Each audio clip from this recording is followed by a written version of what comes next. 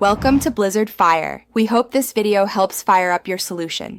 In this video, I will explain how to fix Jeep death wobble.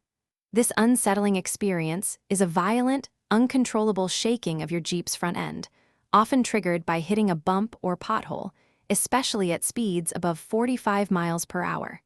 It's usually caused by a combination of loose or worn steering and suspension components, or even improper tire pressure.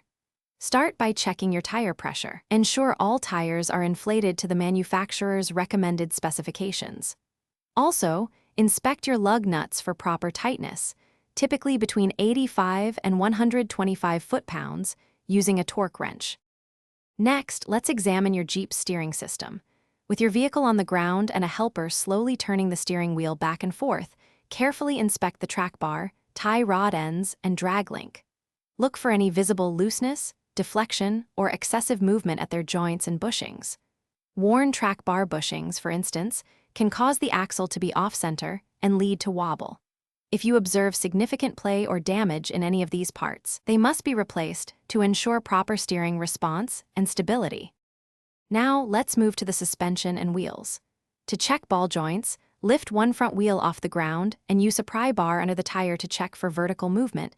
Even a few millimeters of play indicates wear.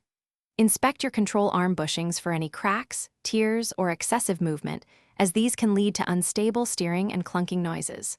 Also, check wheel bearings by grasping the tire at the 12 and 6 o'clock positions and wiggling it. Finally, ensure your tires are properly balanced and free from damage, as an unbalanced tire can initiate the death wobble. Once you've replaced any worn or damaged components, a professional front-end alignment is absolutely crucial. Technicians will adjust your Jeep's caster, camber, and tow settings to manufacturer specifications, which is vital for stable handling. Remember, a new steering stabilizer might temporarily reduce the wobble, but it only masks the symptoms and doesn't address the root cause.